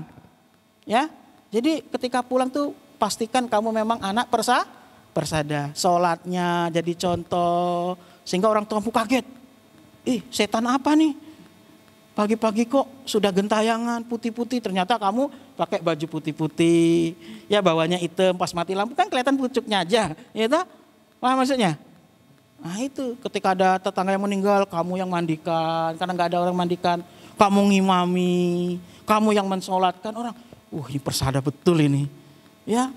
Jangan ada orang meninggal kamu takut, ya, paham? Nah makanya ilmu ini lebih awal diberikan, itu ya. Nah cara membuat kain kafan ya untuk perempuan yang tadi, ya baju kurung, mana mas yang sudah terbuka, ada nggak? Yang sudah dibuka? Tidak ada ya, ada.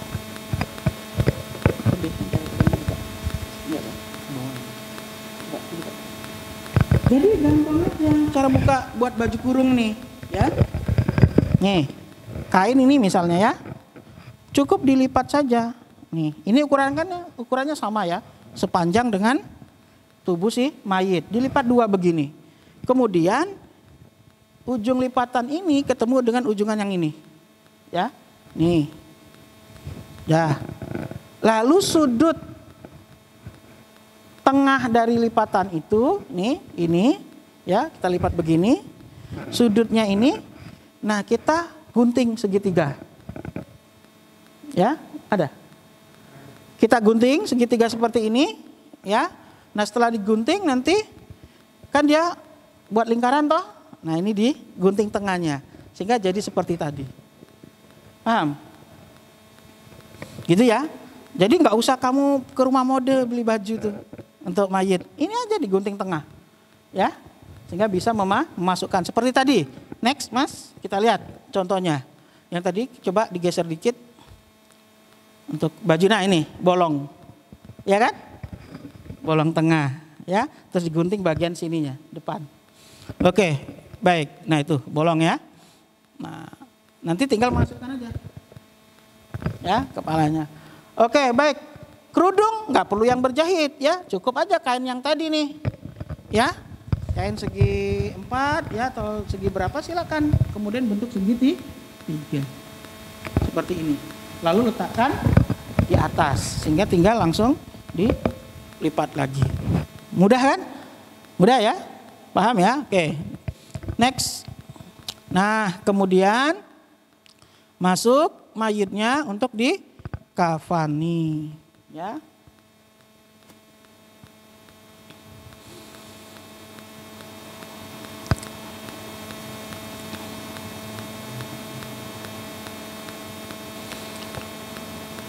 Nah, ketika teman-teman mau melipatkan kainnya, dimulai dari yang arah kanan ke arah kiri, karena nanti mayit akan dihadapkan ke arah kanan, ya. Oke. Nah kemudian sudah diarahkan lipat ke arah kanan, baru ditarik kain penutupnya. Baru yang kain sebelah arah kiri diletakkan di tengah. Ya. Nah, mengikatnya itu ke arah sebelah kanan apa kiri? Kiri. Nah itu ya nanti kita lihat. Nah sebelah kiri. Ya. Sehingga bagi yang punya kepercayaan harus melepas tali kafan, ya enak membukanya karena dihadap ke arah kiblat, talinya sudah ada di atas sebelah kiri, tinggal ditarik, ya. Ngikatnya nggak usah ikat kenceng karena nanti tinggal dilepas, ya. Nah itu seperti posisinya ya. Nanti kan dimiringkan jenazah itu ke arah kiblat sehingga mudah ditarik. Nah itu cara mengkafani. Mudah nggak mengkafani itu? Mudah sekali. Nggak usah nunggu-nunggu Pak Kaum, nggak usah manggil-manggil orang lain. Makanya teman-teman sudah diajari, ya. Next, sekarang mensolatkan, ya, mensolatkan. Ya. Nah, ketika mensolatkan jenazah harus diperhatikan. Yang pertama, kalau jenazahnya laki-laki, posisi imam di arah kepala jenazah.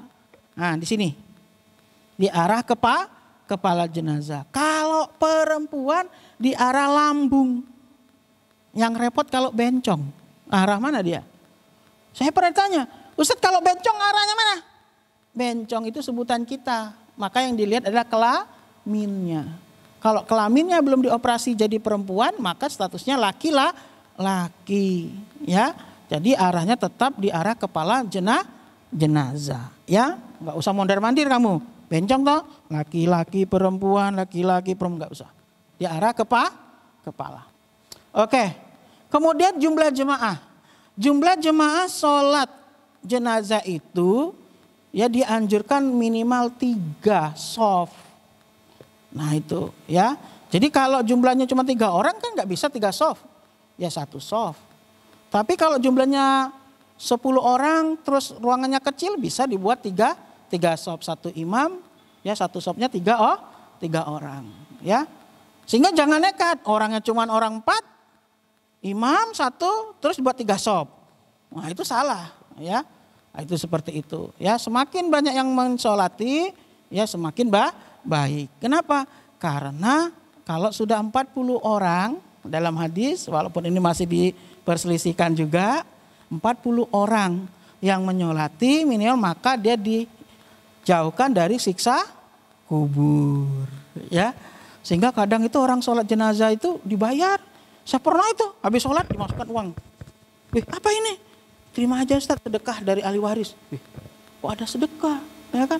Saya kembalikan. Kita harusnya memberi kok malah dapat. Nah itu kadang menjadi daya tarik orang untuk mensolati jenazah. Janganlah ya.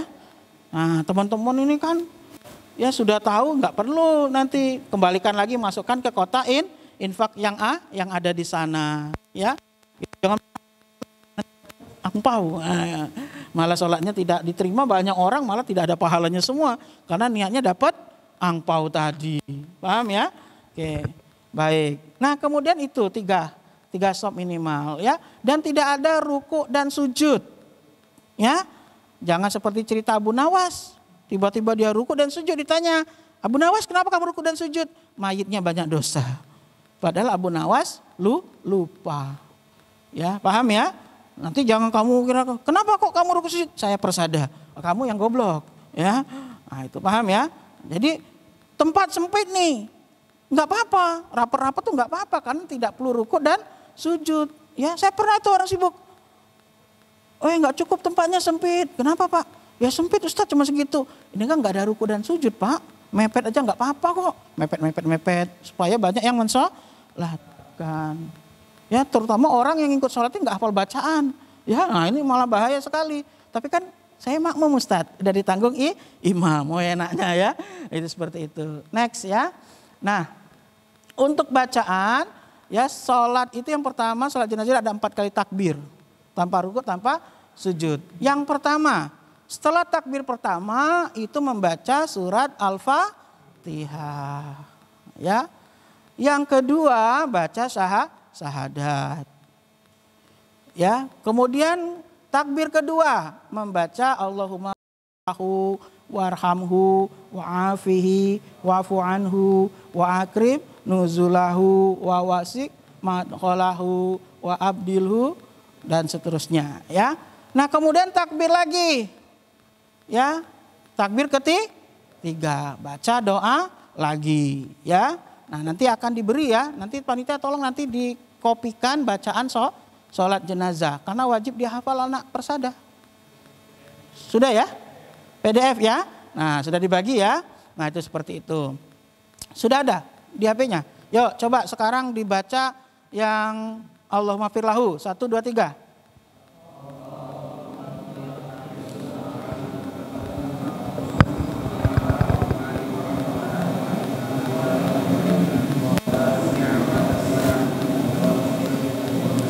bil ma'i wasalji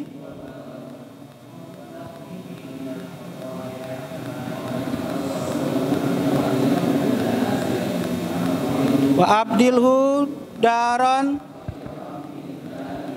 wa ahlan wa zaujan fitnatal. Nah, kemudian takbir lagi ya, takbir keberapa? Ketiga. Kemudian baca Allahumma lihayyina wa mayyitina wa syahidina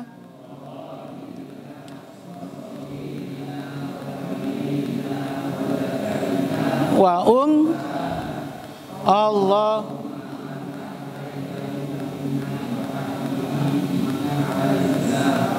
Terus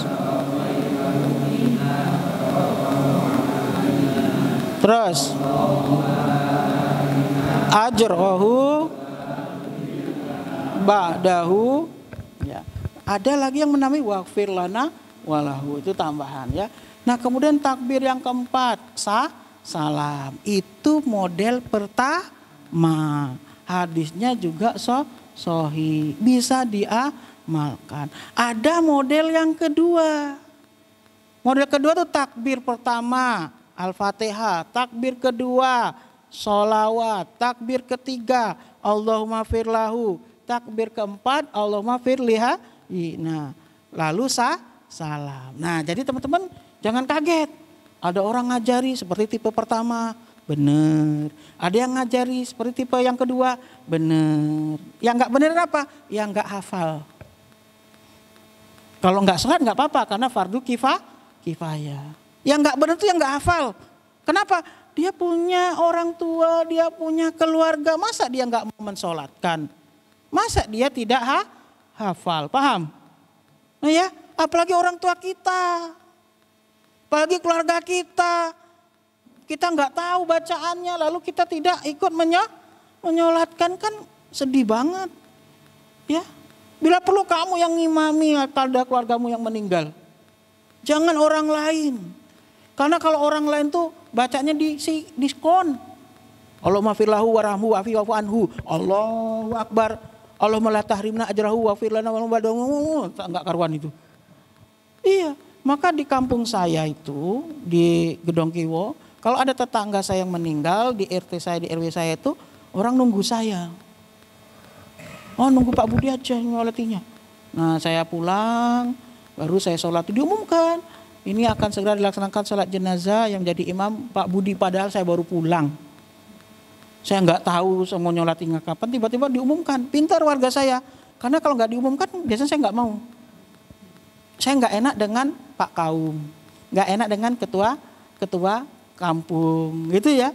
Jangan mentang-mentang kita dosen UAD, ya kan, pengurus persada, ya toh, lalu gaya, ya nggak.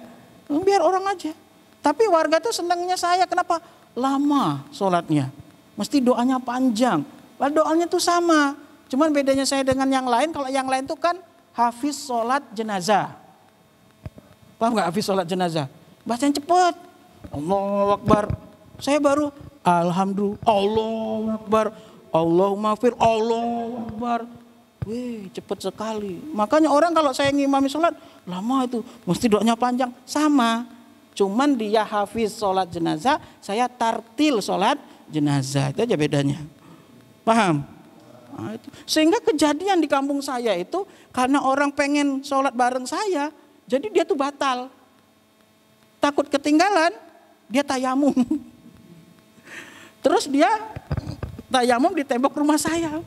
Tembok rumah saya kan catnya warnanya ungu. Ya kan? Jadi di tangannya ada bekas, dia musam-musam bekas. Ungu itu. Nah, karena dia buru-buru, udah pas sudah sholat itu, mungkin yang lain nggak mau ngasih tahu kan. Saya ngasih tahu, Pak, mohon maaf Pak. Gitu. Kenapa? Muka Bapak warnanya ungu. Kenapa ya Mas? Saya lihat nih Pak. Astagfirullah, kok bisa ungu? Ada apa ini? Saya sakit apa? Bapak nggak sakit. Tadi Bapak tayamum di tembok rumah saya. Oh iya. Nah, itu gitu. Karena dia nggak mau ketinggalan sholat jenazah. Tapi boleh nggak tayamum? Nggak boleh, masih ada air kok. Tapi ya itulah orang ya. Kamu juga begitu biasanya, ya kan? Darurat apa? Masih ada air. Cuma kamu nggak mau masbuk, gitu aja kan? Daripada masbuk ketahuan telat, tayamum aja sambil jalan. Ya, karena saya pernah menyaksikan teman pesantren saya begitu dia komat, ini langsung pak. Padahal nggak boleh, belum lagi wudhu, sat. Udah, ambil yang wajib. Coba bayangkan ya. Nah, hati-hati itu ya, anak persada nggak boleh begitu. Oke. Nah itu sholat jenazah. Maka teman-teman wajib menghafal bacaan sholat jenazah. Nah ini ada kepala asrama, nanti harus ada tes bacaan sholat dan bacaan sholat jenazah.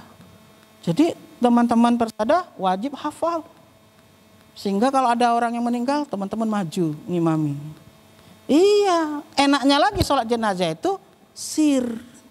Tidak jahar. Jadi kalau kamu pas lupa nggak apa-apa. Gitu. Allah buat Al-Fatihah hafal, salawat hafal, pas doa Allahumma kan sir ya, nggak kedengeran. Allahumma firlahu, Allah Akbar, lupa lagi. Allahumma masa lahu lagi, ya kan?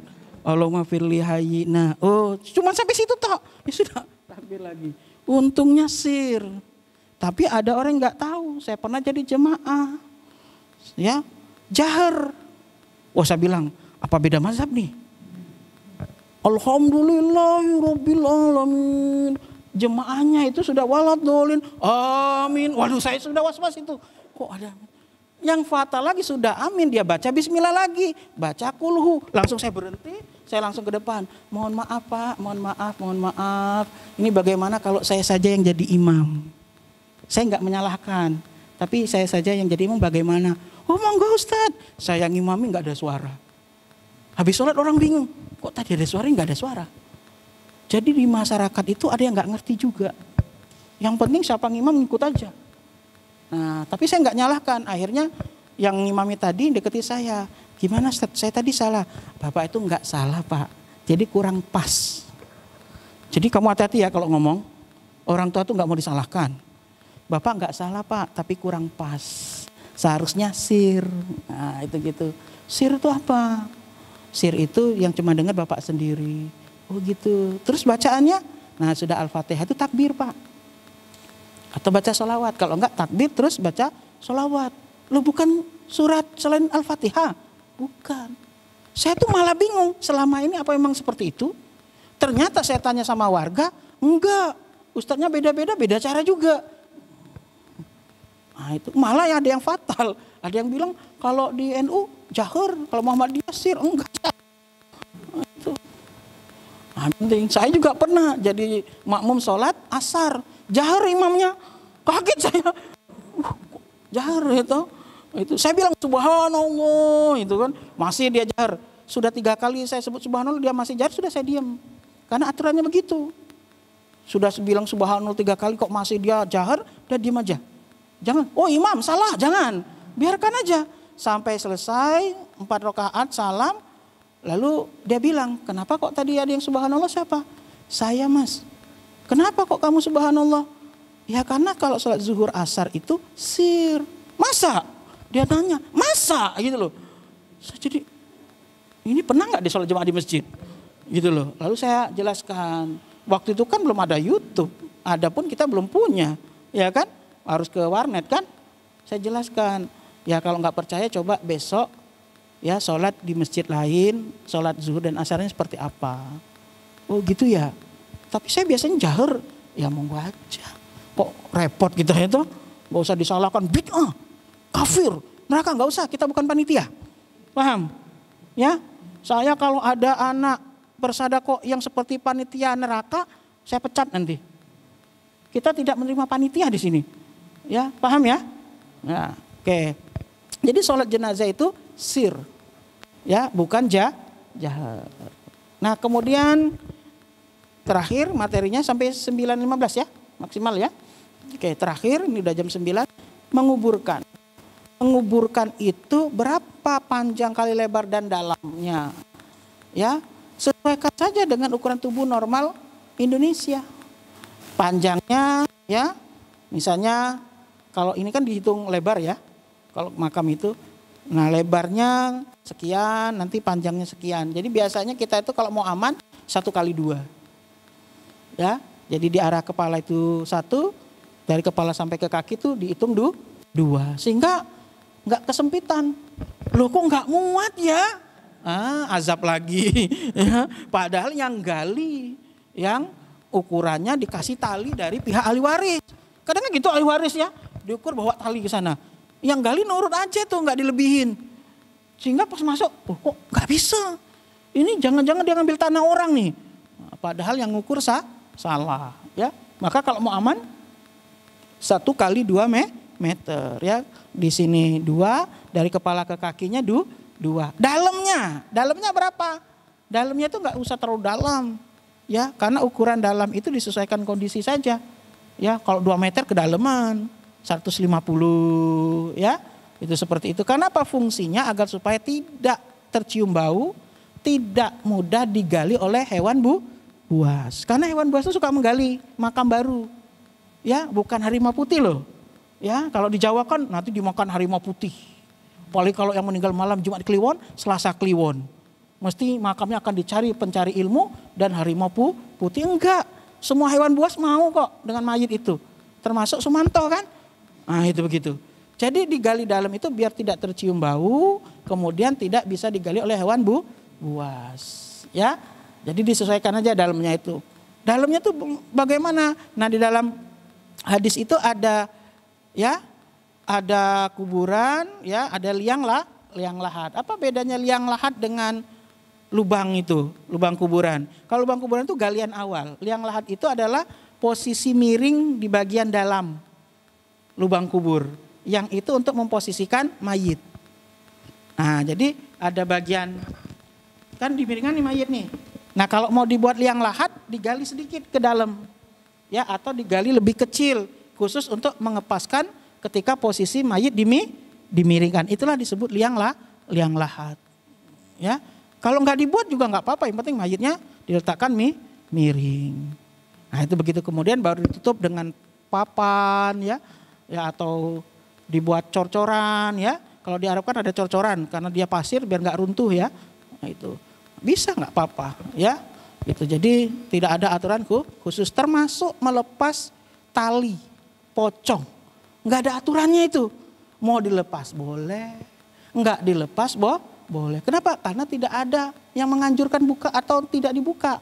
Jadi dalam Islam itu kalau tidak ada larangan, tidak ada anjuran, hukumnya mubah. Itu begitu. Ya kan? Tapi kan pacaran nggak ada Ustadz.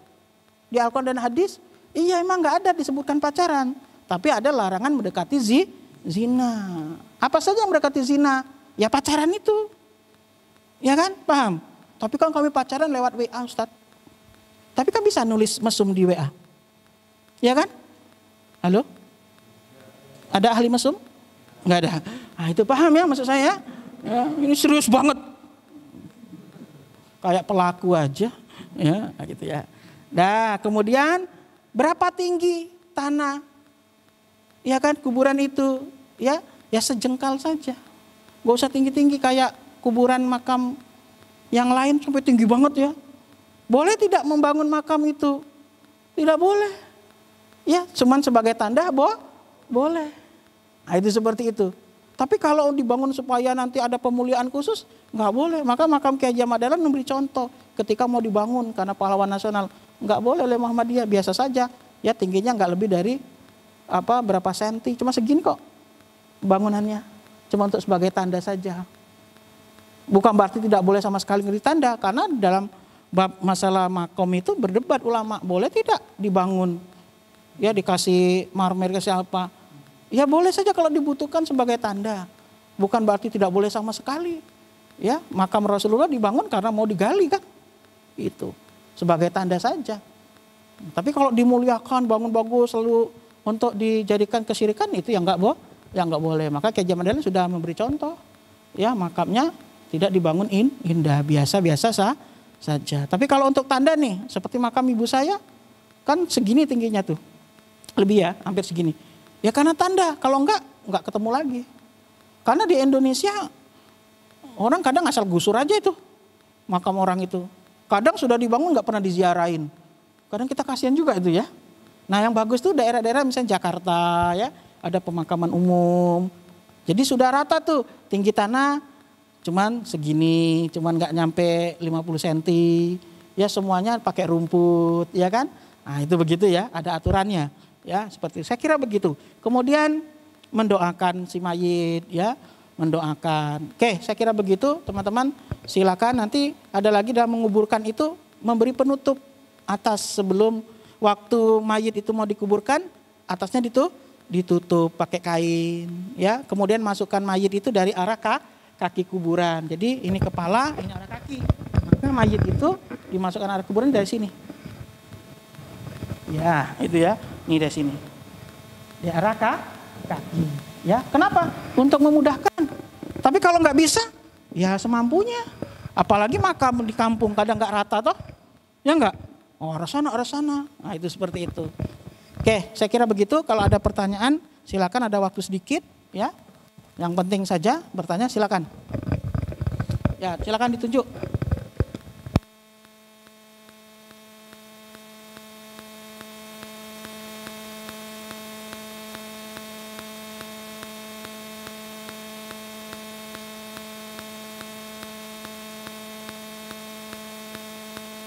Ya, jadi kalau hukum asal perawatan jenazah itu kan ada segera, maka harus dipahami di dalam hadis itu kan di mana orang meninggal disitulah dia dimakamkan. Jadi di mana dia tinggal disitulah dia dimakamkan. Ini yang harus dipahamkan kepada ahli waris, ya. Tapi kalau ahli waris memaksa pokoknya harus dibawa, ya kan? Ya sudah, kita nggak usah ribut sama ahli waris, ya kan? Kita antarkan saja. Tapi pihak keluarga ya tanggung jawab sendiri. Kan begitu. Saya pernah Mas mengalami ada jenazah itu terkatung-katung gara-gara keluarganya. Kita hubungi ini mau gimana, mau dimakamkan di Jogja, kami siap akan kami makamkan di Jogja. Tapi kalau pihak keluarga mau dibawa ke pulang tempat asal, ya kami serahkan kepada keluarga. Terus keluarga memutuskan dimakamkan di Jogja, ya sudah kita minta bantuan warga untuk menggali makam. Udah siap, udah disolatkan, keluarganya ujuk-ujuk nelpon. Akan kami bawa pulang. Ya sudah, akhirnya kita bawa ke PKU Kota Jogja, taruh di kamar mayit. Ternyata sampai 2 hari enggak ada keluarga yang datang. Nah itu, kita kan bingung, ini mana keluarganya? Yang datang malah pacarnya. Coba kamu bayangkan, kan kasihan mayitnya. Ya, dan akhirnya kita coba, dia ini orang suku apa? Oh dia orang suku ini. Akhirnya kita cari, ada enggak paguyuban suku ini? Ada di Jogja, kita hubungi. Ini ada dari sukumu yang meninggal gini-gini, kondisi begini. Ya sudah, kami yang nanggung akhirnya. Akhirnya dikirim dengan bantuan bahasanya ikan keluarga, ikan biaya semua. Dikirim pakai pesawat. Coba bayangkan. Nah, itu seperti itu. Jadi ini penting. Jadi teman-teman harus pahami di mana kita berada, di situ kita dimakamkan. Tapi kalau pihak keluarga minta diantar pulang dan siap menanggung segala sesuatu, ya sudah, ya, karena kita tidak boleh juga bersikeras, ya. Kalau seandainya menyerahkan, silakan kami serahkan sama kapten kapal mau gimana. Kalau di samudra gimana? Dilarung, iya dilarung, iya kan nggak mungkin kamu akan makamkan gali samudra, gitu. Itu, ya paham ya? Oke, masih ada waktu, siapa lagi? Silakan ditunjuk. Bismillahirrahmanirrahim. Assalamualaikum warahmatullahi wabarakatuh. Waalaikumsalam. Pertanyaan saya Ustadz, kan qadarullah, kadang kita kan tidak bisa menentukan kematian kita. Maksudnya ada yang matinya itu dalam keadaan sakit ataupun ada dalam keadaan yang mohon maaf seperti kecelakaan. Nah itu bagaimana untuk mengurus jenazah yang misalnya tubuhnya itu hancur pisah-pisah gitu, antara kepala, tangan, dan kaki kayak seperti itu. Ya, kalau mayit itu dibawa ke rumah sakit, maka biasanya dijahit, disatukan. Misalnya ususnya keluar, otaknya keluar, ya diambil, dipisahkan, ususnya dikeluarkan dulu, dibersihkan semua, dimasukkan lagi di perut, dijahit perutnya. Otaknya tadi yang kepalanya pecah, otaknya keluar, dimasukkan, terus ditambahin kapas, dimuliakan. Ya, lalu dia dikafani seperti biasa. Jadi kalau di rumah sakit tuh disambung. Ya kalau enggak di rumah ya disusun aja. Tapi nyucinya jangan seperti nyuci baju ya. Ya tetap dihormati, disusun, dibersihkan, ya toh. Lalu disusun satukan, kalau enggak dijahit disatukan, ya semampunya. Kenapa? Ya kalau di rumah kan nggak bisa dijahit. Kalau kamu tegel nggak apa-apa, kamu jahit. Ya, kalau mau nggak apa-apa. Ya kalau disatukan itu kan memuliakan mayit ya. Nah itu kalau nggak mampu menyatukan ya sudah susun aja. Ya kan malah enak kalau dia sudah terpisah lebih lembut lah bungkusnya. Paham? Gitu ya. Nah, itu jadi dimuliakan. Kita tetap bersihkan seperti biasa. Ya disusun dulu kalau di meja pemandian rumah sakit itu enak ya. Stainless steel ya. Kita bisa susun, nanti sudah dibersihkan, yang keluar dimasukkan, dijahit, yang di dalam kepala dikeluar dimasukkan, tambahin kapas, ya, dirapikan, nah baru dikafani. Itu begitu. Kalau ada yang hilang Ustadz, nggak ketemu ya sudah, yang ada aja yang ketemu, ya kan? Hilang jari jempol Ustadz, ya sudah nggak apa-apa, nggak ketemu jempolnya, kuburkan. Nanti ada hantu jempol Ustadz, ngetuk-ngetuk rumah, gampang, kasih kelingking dia kalah. Nah, paham ya? Iya. Gitu ya, jangan bingung. Nanti kalau ketemu gimana Ustaz? Ya kuburkan. Lah tapi jenazahnya misalnya di Aceh, kelingkingnya di Jogja. Ya kubur di Jogja aja, nggak usah dipaket. Paham? Ya kan Islam tuh memudahkan ya. Udah ada paket. Paket apa? Jempol. Kan ngeri yang mau itu. Ditanya oleh tugas paket, isinya apa Pak? Jempol. Toto timbangannya langsung berat, padahal jempol ringan jadi 5 kilo itu. Kok berat dosanya? Gitu. Deh, masih ada nggak yang mau tanya? Monggo silakan. Padahal yang kita bahas ini menakutkan ya. Ya.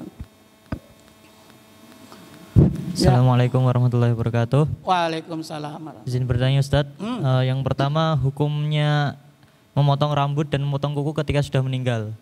Ya. Yang kedua, pembacaan surat Yasin ketika sakaratul maut atau setelah mayat itu meninggal. Karena saya dengar Yasin itu kan fadilahnya adalah mempermudah. Nah, sakaratul maut supaya mudah cepat itunya sakaratul mautnya. Oke. Begitu Ustaz. Baik, yang pertama masalah motong kuku, motong rambut. Nggak ada larangan motong rambut, nggak ada anjuran motong rambut.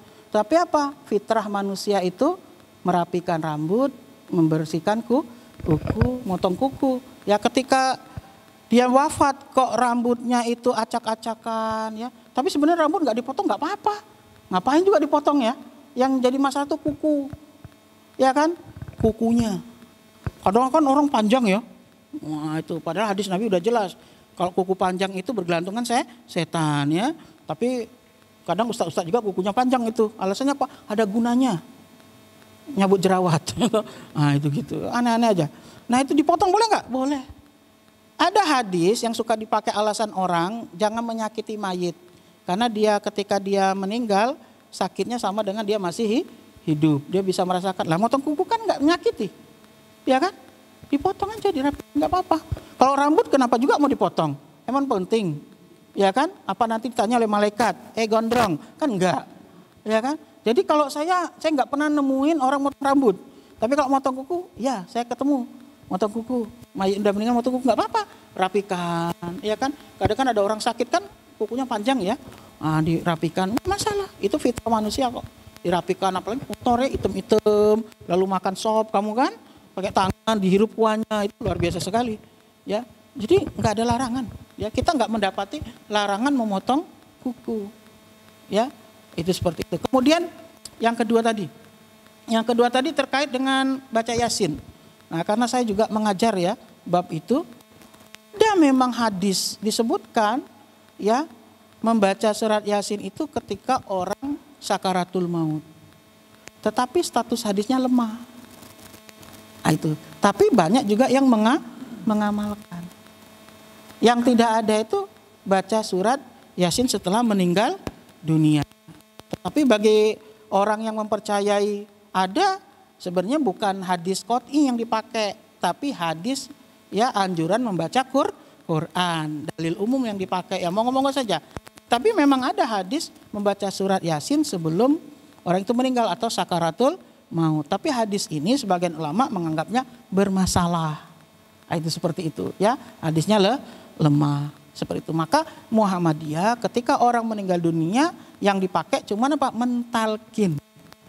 Ya, mengucapkan kalimat la ilaha illallah. Itu pun ada hadisnya. Kadang jadi pertanyaan orang juga. Kan hadisnya barang siapa yang meninggal dunia bisa mengucapkan kalimat la ilaha illallah maka masuk surga. Ada talkinlah orang-orang yang mau meninggal dunia. Ya kan? Lalu ada pertanyaan. Bagaimana kalau dia itu pencuri? Terus dia bisa mengucapkan la ilaha illallah apa masuk surga? Ini orang kita tuh banyak tanya ya. Nah itu, maka nggak usah yang kayak gitu diperdebatkan ya. Talkin saja orang. Ya, itu seperti itu. Itu ya Mas ya. Jadi silakan. Jadi kalau ada perbedaan masalah fikih, kita nggak perlu capek-capek berdebat. Karena bisa jadi itu pemahaman yang diambilnya. Dalilnya nggak ada, tapi yang dipakai dalil umum jadi sebuah amalan. Teman-teman kalau ikut diskusi tentang boleh nggak orang tahlilan yasinan ketika orang meninggal dunia itu perdebatannya panjang. Orang-orang yang meyakini ada dalilnya mesti. Orang yang meyakini tidak ada, karena memang nggak ada dalilnya, kan begitu. Jadi nggak usah diperdebatkan. Yang penting bagi teman-teman misalnya seperti Muhammadiyah tidak ada, ya sudah nggak usah debat sama orang. Bagi kami tidak melakukan itu. Nah itu begitu, ya kan? Bagi kamu kalau ada ya monggo. Nah itu begitu.